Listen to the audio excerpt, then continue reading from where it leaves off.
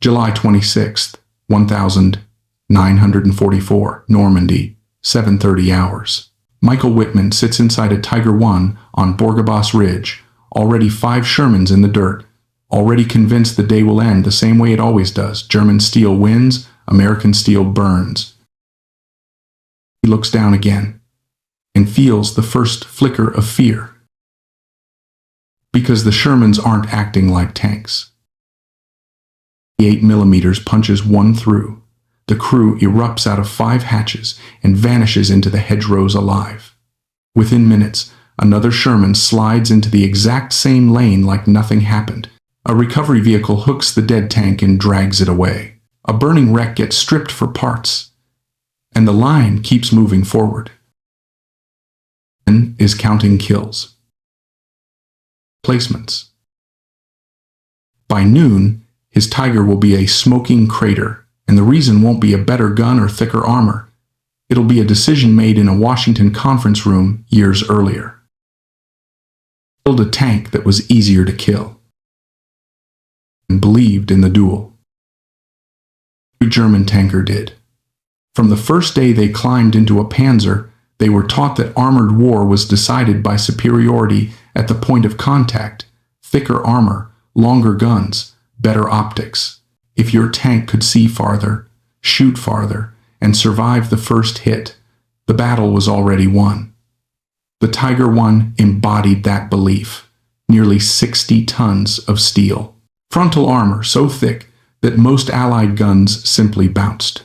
An 88mm cannon that could kill from beyond visual recognition. In a one-on-one fight, it was almost untouchable. German, by contrast, looked like a mistake on tracks.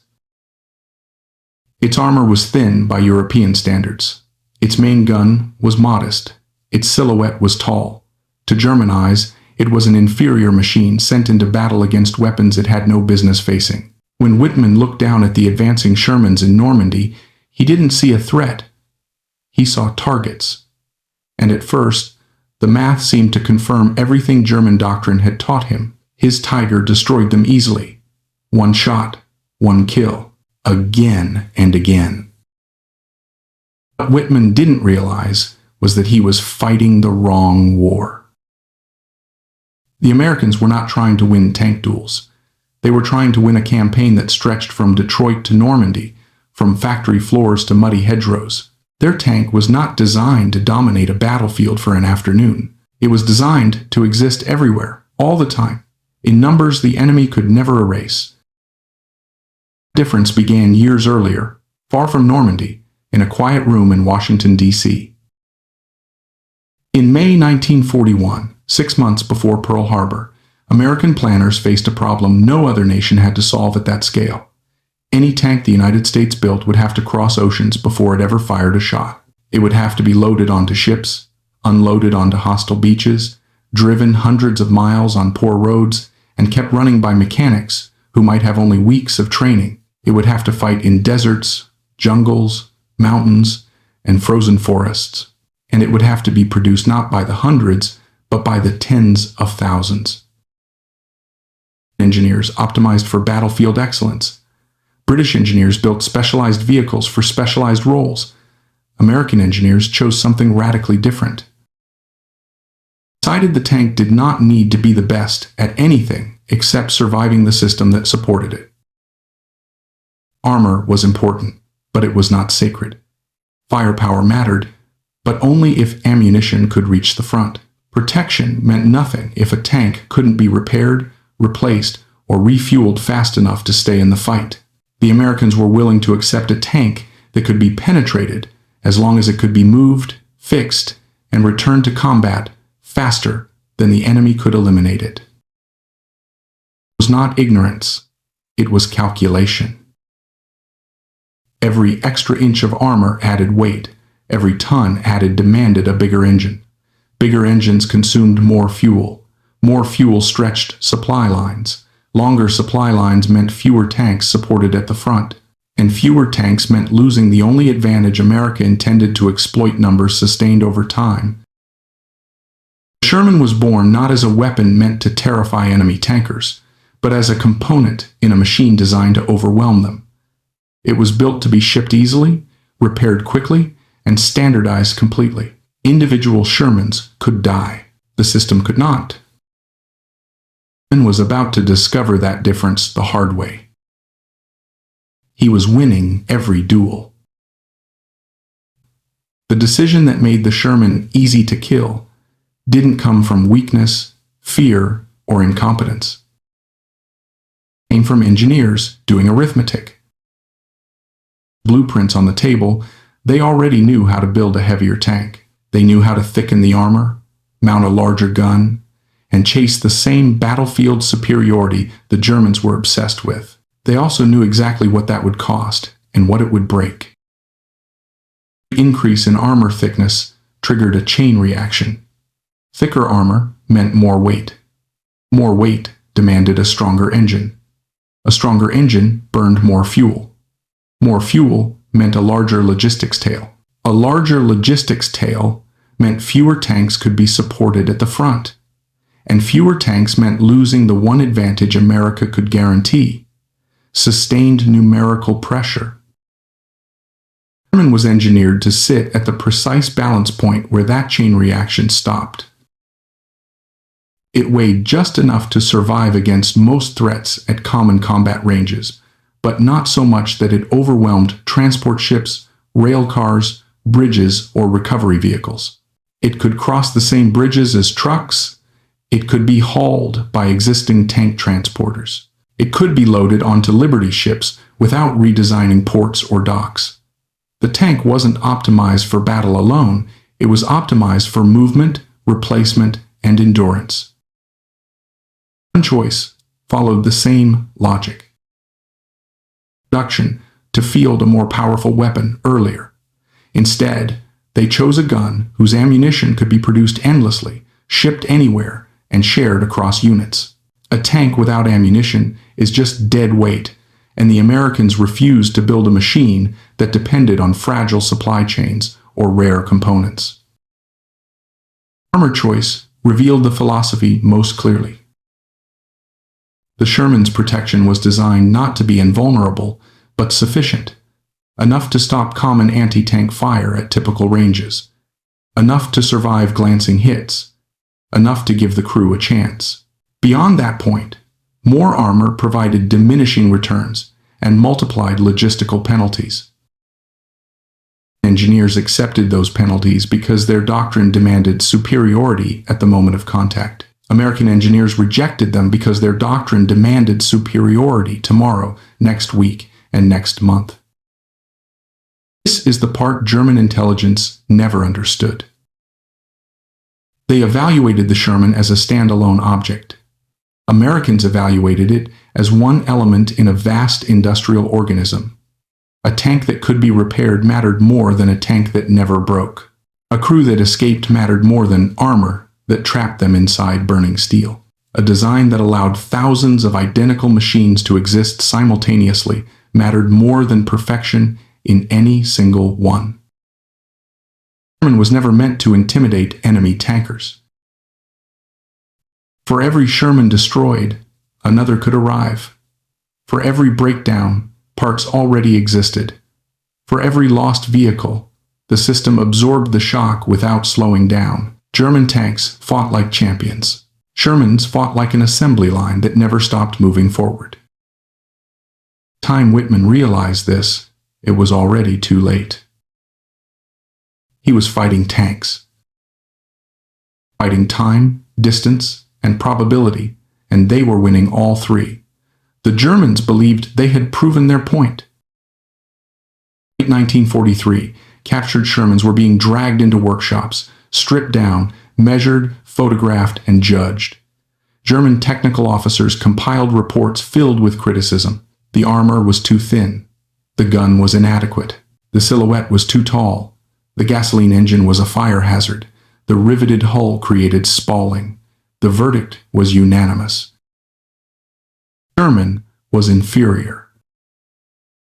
Right. And that was the trap. Analysts were trained to evaluate weapons as isolated machines. How thick was the armor? How powerful was the gun? How far could it penetrate? How many hits could it take? Every conclusion flowed from the assumption that battlefield success came from individual superiority at the moment of contact. Never analyzed was what happened after the hit. When a German Panther or Tiger was knocked out, the story usually ended there. If it couldn't be repaired on the spot, it was abandoned. Recovery vehicles were scarce. Spare parts were often unavailable. Tanks built only months apart frequently used different transmissions, cooling systems, or final drives.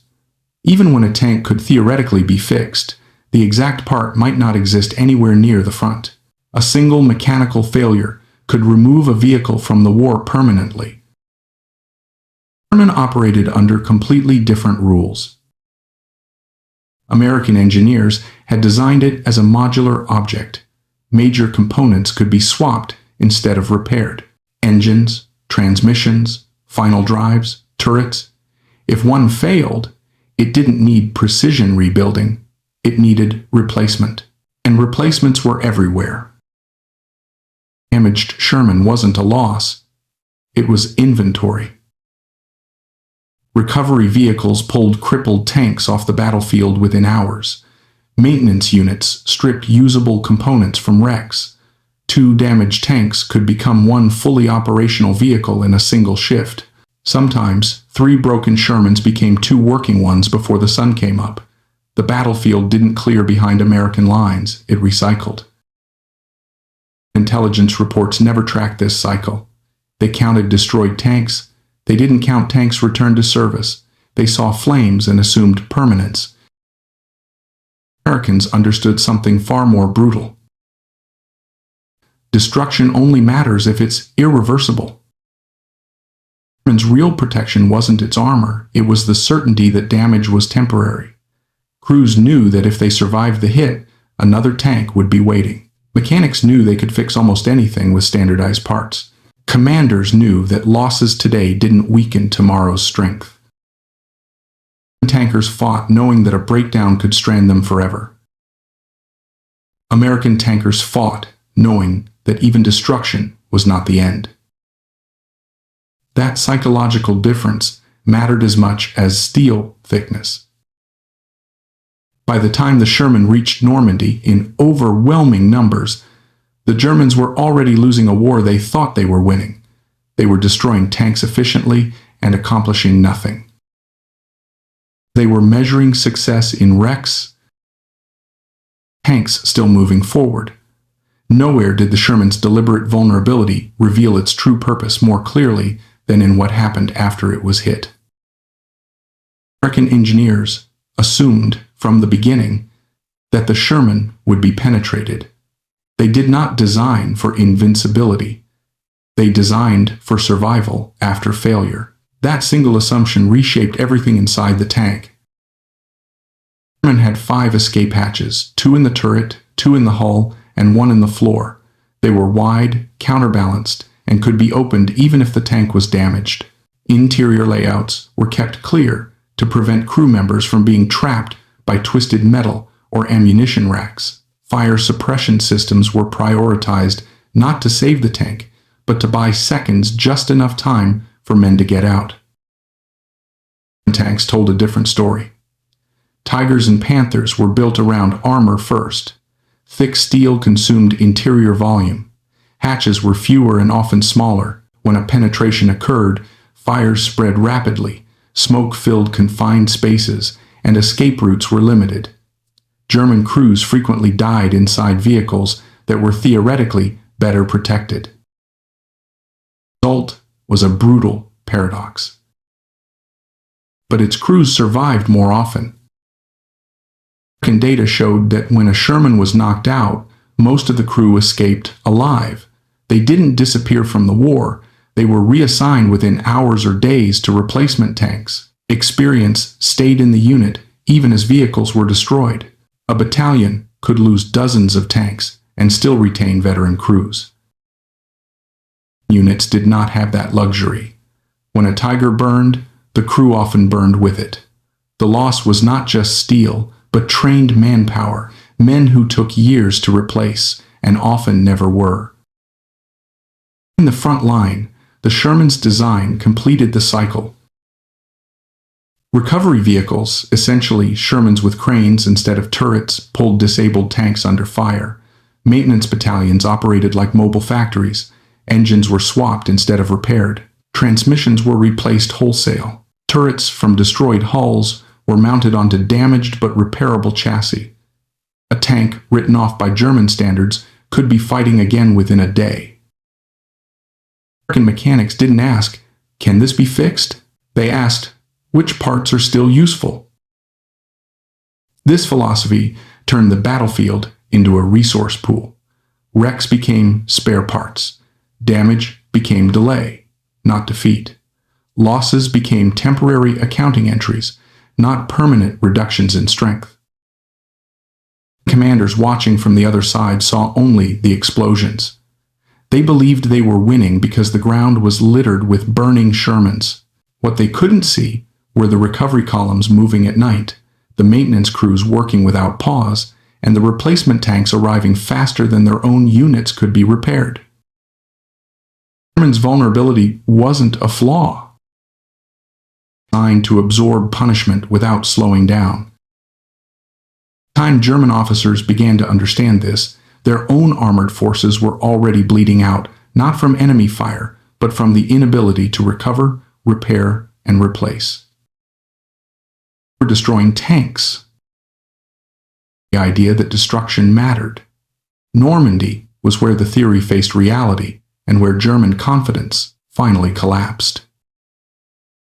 Bocage, the Germans had everything they wanted: concealment, prepared firing positions, narrow lanes that forced Shermans into predictable approaches. Panthers and Tigers could ambush from cover, kill at long range, and withdraw before retaliation. On paper, it was the perfect environment for superior tanks to dominate inferior ones. Tactical level, they did. German gunners logged kill after kill. Reports flowed up the chain describing favorable exchange ratios. 5 Shermans destroyed for every German tank lost, sometimes more. To German commanders, this meant victory was inevitable. No army could survive losses like that. Battlefield numbers were lying. Already being replaced. Tanks knocked out in the morning were being dragged away by afternoon. Some were back in service within days. Others were stripped for parts that resurrected 2 more vehicles.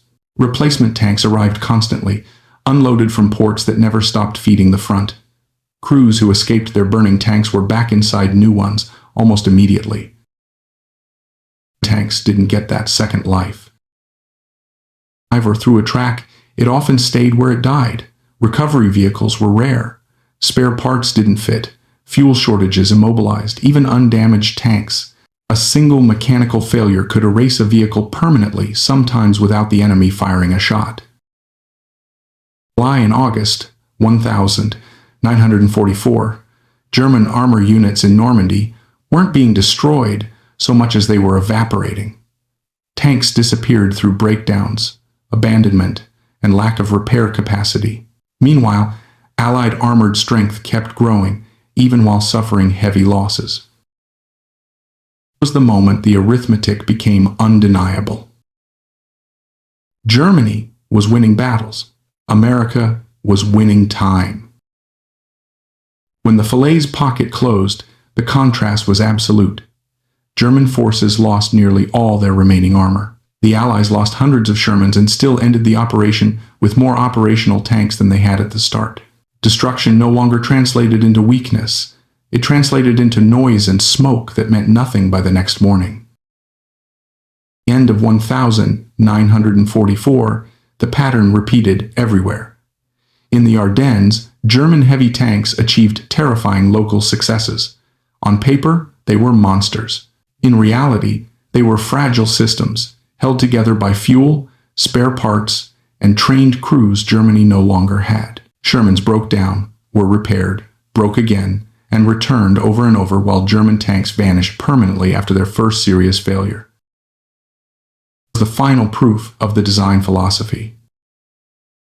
every hit it needed to ensure the army survived every day. Accepting vulnerability at the vehicle level, American engineers made their armored force strategically invulnerable. Tanks could die, crews lived, units endured, campaigns continued without pause. Whitman never understood why killing Shermans didn't stop the attack. He thought he was fighting tanks. In reality, he was fighting a production line, a maintenance system, and a replacement pipeline that didn't care how good he was. The war, the Americans designed their tank to fight. And that is why the Sherman, easier to kill by design, helped win World War II. The Sherman leaves behind a lesson far larger than any single tank or even World War II itself. It exposes a truth about industrial conflict that many nations learn too late. Wars are not won by the most impressive machines, but by the systems that can endure loss, adapt under pressure, and continue operating when perfection fails. The first lesson of the Sherman is that war is not a contest of engineering brilliance, but a contest of systems. Germany possessed some of the most advanced mechanical engineering of the era. The Panther and Tiger were extraordinary machines when judged in isolation, but each existed inside a fragile ecosystem. Unique spare parts, specialized maintenance, limited recovery assets, and long, vulnerable supply chains. When any part of that ecosystem failed, the tank's technical superiority became irrelevant. The Americans understood that a weapon is only as strong as the system that sustains it. They did not design the Sherman to be unbeatable in combat. They designed it to remain present in combat, day after day, no matter the losses. The second lesson is that attrition is inevitable. Resilience is optional. American engineers assumed the Sherman would be hit, damaged, and destroyed. Instead of fighting that reality, they designed around it. The tank, the maintenance system, the training pipeline, and the logistics network were all built to absorb damage without collapsing. Losses did not paralyze the force. They activated the system's recovery mechanisms. German armored doctrine, by contrast, treated loss as exceptional and catastrophic. Their tanks were powerful, but brittle at the strategic level. Once losses accumulated, the system had no way to regenerate itself. The lesson applies far beyond armored warfare. Any organization or military that cannot tolerate losses without breaking will fail against an opponent that can. The third lesson is that people matter more than machines. The Sherman's design accepted the loss of steel to preserve human life. Escape hatches, interior layouts, and recovery procedures were all built around the assumption that the crew must survive, even if the tank does not. As a result, American armored units retained experienced personnel even while losing large numbers of vehicles. Crews learned, adapted, and returned to battle with greater skill. Heavy tanks often sacrificed crew survivability to maximize armor protection. When that armor failed, entire crews were lost. Over time, Germany lost not just tanks, but irreplaceable expertise. The Americans lost vehicles and built more. Germany lost men and could not. Long war, the side that preserves trained people will always outlast the side that preserves equipment at the expense of lives. Fourth lesson is that standardization is a strategic weapon. The Sherman was not merely a tank, it was a universal platform. The same parts, the same procedures, the same training applied across units, theaters, and years of production. A mechanic trained on one Sherman could repair almost any other. A crew reassigned to a replacement tank did not need to relearn its systems. Logistics officers did not have to manage dozens of incompatible variants. He followed the opposite path. Constant technical upgrades created a proliferation of versions, each with unique requirements. What improved performance on paper crippled logistics in practice. Spare parts piled up that fit nothing at the front. Tanks sat idle for lack of a single incompatible component. The Germans improved their machines while degrading their system. The German demonstrates that uniformity, not sophistication, often creates real combat power. The fifth lesson is that kill ratios do not win wars. German tank units achieved extraordinary tactical success against Shermans. On paper, their exchange ratios were impressive, but those ratios meant nothing strategically because the losses they inflicted were replaceable. Destroying a Sherman did not reduce American combat power unless destruction occurred faster than replacement. That never happened. Americans measured success not by how many tanks were lost, but by how many were operational tomorrow. German commanders measured success by how many enemy tanks burned today. One side measured the future, the other measured the past. One of the most uncomfortable truths in military history. Tactical brilliance can coexist with strategic failure. Sixth lesson is that the best is often the enemy of good enough. The Sherman was not the optimal tank in any single category, but it was optimal for mass production, global transport, field repair, and sustained operations. American engineers deliberately rejected perfection because perfection slowed production, increased complexity, and reduced numbers. They accepted adequacy at the vehicle level to achieve dominance at the system level. The principle applies beyond war. In technology, economics, and governance, systems that chase perfection often collapse under their own complexity. Systems that are good enough but scalable, repairable, and adaptable tend to survive. Seventh lesson is that modern war is a battle against time. Not who fires first, not who has the thickest armor, but who can sustain operations longer. The Sherman was designed to win tomorrow's fight, even after losing today's. German tanks were designed to dominate the immediate engagement, often at the cost of long-term viability. In 1944, Germany was fighting against the clock. Fuel shortages, spare part shortages, trained manpower shortages, time itself had become the enemy. The Americans, by contrast, built a system that grew stronger as time passed. The longer the war continued, the greater the imbalance became. Why Michael Whitman's victories changed nothing. He was destroying tanks faster than almost anyone in history, yet his efforts could not slow the Allied advance. He was fighting objects. The Americans were fighting with processes. The final lesson of the Sherman is the most important. Strategic invulnerability is more powerful than tactical invincibility. Individual Shermans died daily. Entire formations did not. The tank's vulnerability at the micro level created invulnerability at the macro level. Losses were expected, planned for, and neutralized by design. The Sherman was never meant to be immortal. It was meant to be replaceable.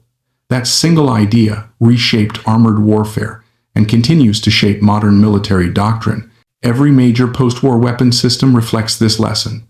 Modularity, maintainability, standardized training, and logistical dominance matter as much as raw combat performance. The Germans built tanks to win battles. The Americans built a system to win wars. And in industrial warfare, systems always outlive machines. The Sherman's legacy offers a second layer of lessons that are less obvious, but just as decisive. These lessons are not about steel thickness or gun caliber. They are about how power actually functions in prolonged, high-intensity conflict and why many strong-looking forces collapse while seemingly weaker ones endure. One of the most overlooked lessons is the difference between peak performance and average performance. German tanks were optimized for peak moments, ideal terrain, prepared positions, experienced crews, proper maintenance, and full fuel and ammunition loads. Under those conditions, they were devastating. But wars are not fought under ideal conditions most of the time. They are fought in mud, snow, darkness, exhaustion, and confusion. The Sherman was not designed to be extraordinary on its best day. It was designed to be reliable on its worst day. It performed adequately when crews were tired, when maintenance was rushed, when supply lines were stretched, and when weather was terrible. Over thousands of engagements, average performance mattered far more than peak capability. The Germans built weapons that were terrifying at their best. The Americans built weapons that were dependable at their worst. In long wars, average performance wins.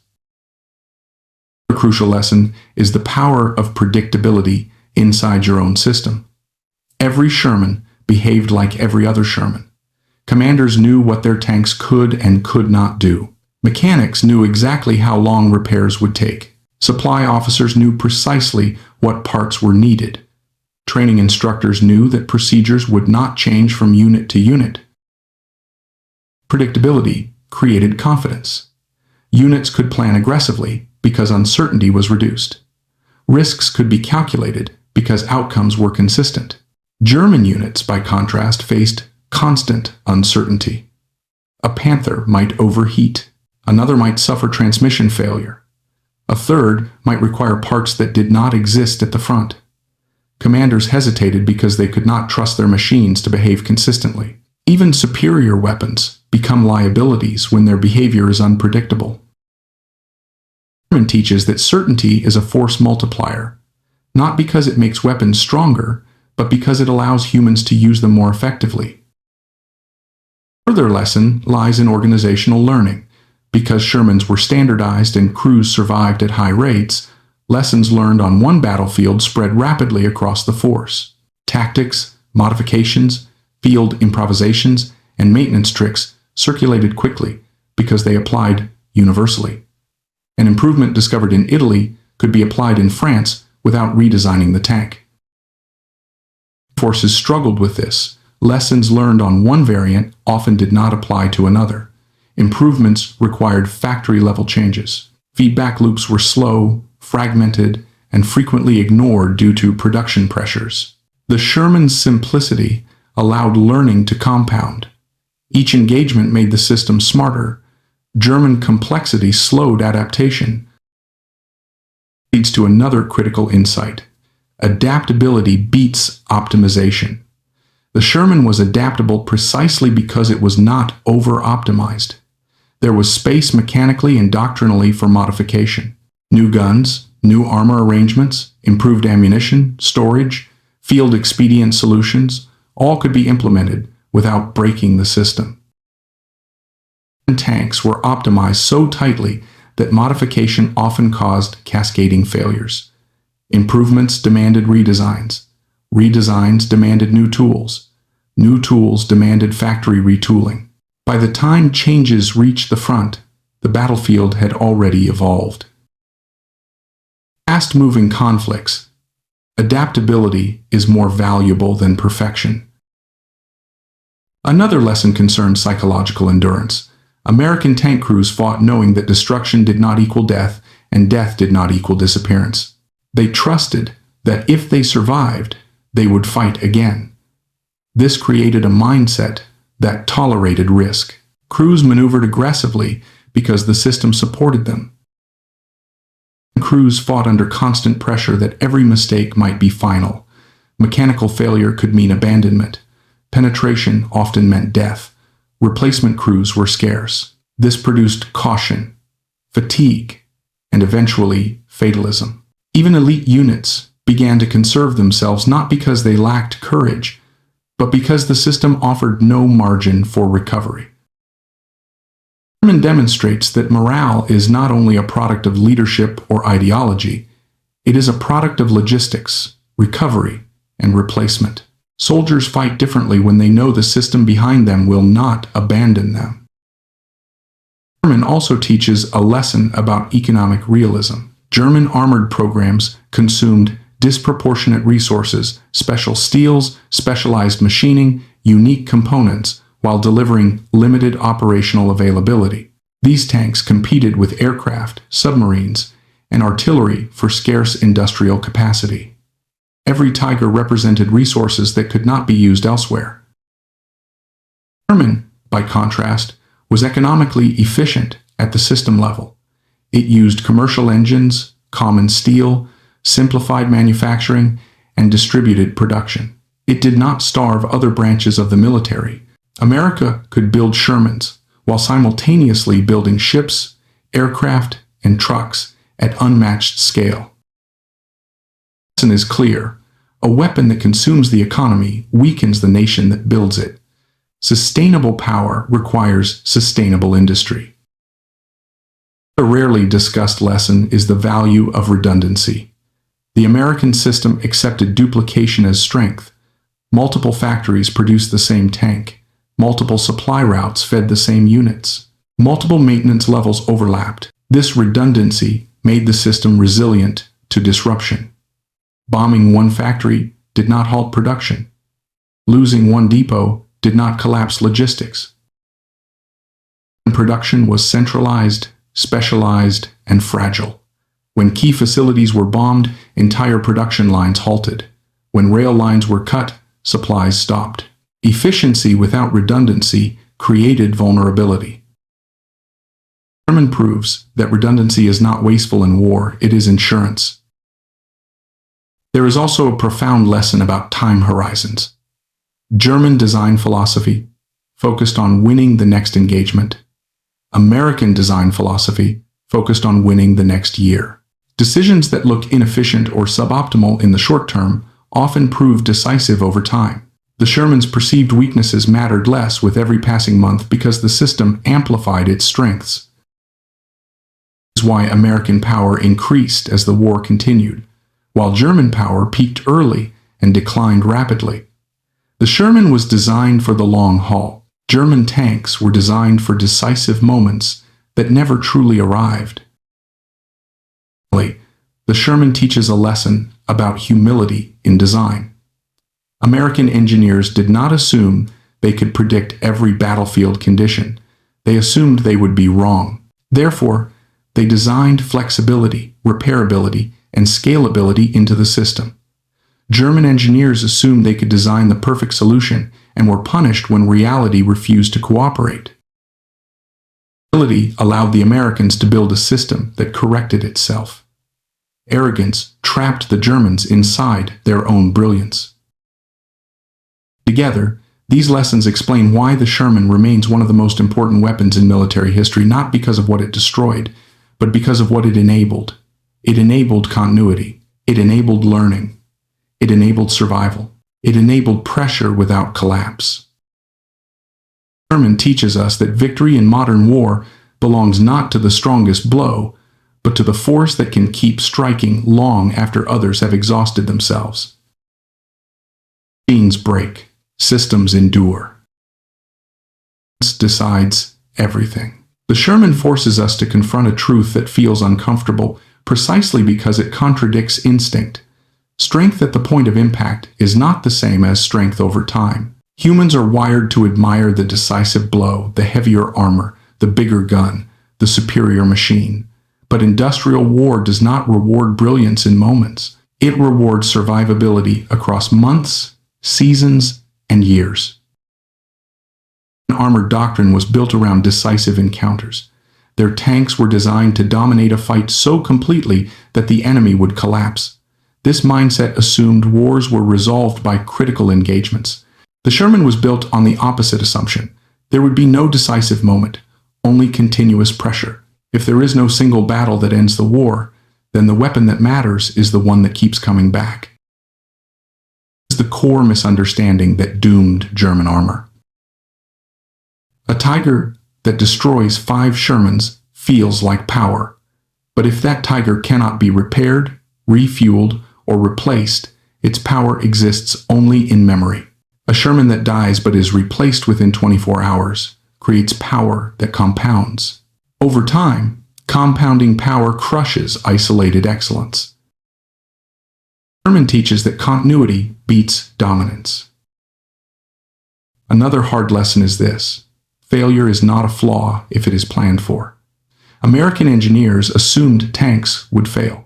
They assumed crews would make mistakes. They assumed machines would be hit, damaged, and destroyed. Instead of denying those realities, they engineered around them. The Sherman was not fragile, it was forgiving. Forgiving of mistakes, forgiving of wear, forgiving of damage. Tanks were unforgiving. A minor mechanical fault could immobilize them. A damaged transmission could end a tank's life without enemy action. A single penetration could annihilate the crew. These tanks demanded perfection from machines, from logistics, from crews. War does not provide perfection. It punishes those who demand it. Sherman shows that systems that tolerate error outlast systems that require excellence. This tolerance for failure reshaped behavior on the battlefield. American crews maneuvered aggressively, not because they were fearless, but because they trusted the system behind them. They knew that being knocked out was not the end. Return meant experience accumulated rather than erased. Crews knew the opposite. Each engagement carried existential risk. Loss of the tank often meant loss of life, or at best, removal from combat with no replacement. Over time, this knowledge changes how people fight. Caution replaces aggression. Preservation replaces initiative. Even the best weapons cannot compensate for a mindset shaped by scarcity and irreversibility. Sherman proves that logistics shape psychology as much as ideology.